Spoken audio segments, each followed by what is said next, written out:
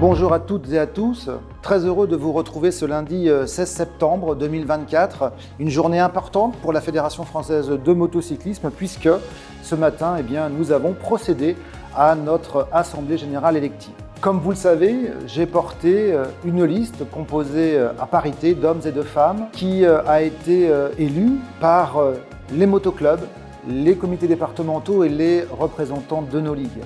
Je tiens à vous remercier pour votre soutien, pour votre confiance et pour votre vote massif en faveur du projet qu'on vous a présenté. Cette élection vient en premier lieu valider un bilan que je porte avec beaucoup d'humilité et de modestie, mais avec beaucoup de fierté. Pour trois raisons.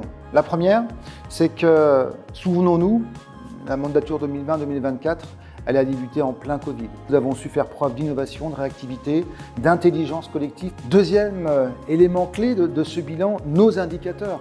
Des indicateurs qui ont progressé durant cette mandature avec un chiffre record de licenciés en 2022, en 2023, plus de 100 000 licences et types de participation. Nous n'avons jamais autant organisé de compétitions internationales en France ces 4 dernières années. Les indicateurs financiers également qui sont extrêmement positifs et qui nous permettent de financer nos différents projets. Troisième élément clé de ce bilan, ce sont les changements en profondeur que nous avons opérés durant ces 4 années sur nos championnats de France avec des choix forts, sur nos règles techniques et de sécurité, par exemple sur la réduction des émissions sonores, sur la modification de notre charte graphique, sur l'éthique, sur le développement durable. Ce bilan, je tiens vraiment à vous le partager parce que c'est aussi le vôtre et c'est une fierté commune que nous devons porter. Et donc un grand merci à vous, un grand merci pour votre travail et votre investissement. Maintenant, place à la mandature suivante.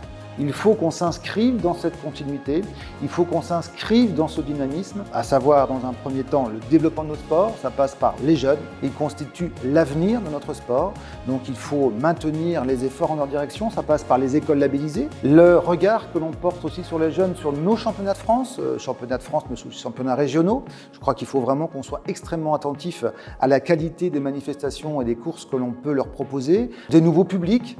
Je crois qu'aujourd'hui, on a la chance d'avoir un public féminin qui est de plus en plus présent sur nos compétitions et nos entraînements. C'est à nous également d'aller en leur direction et globalement avoir une vision très large des activités qui sont offertes par notre sport.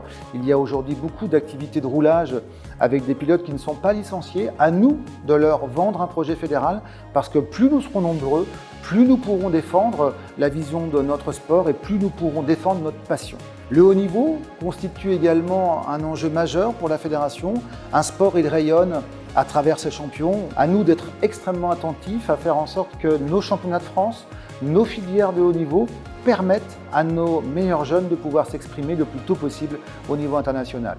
L'accompagnement fondamental, l'accompagnement de nos territoires, de nos ligues, de nos comités départementaux et de nos motoclubs à travers des aides financières, à travers un soutien administratif, juridique. C'est le rôle de la fédération.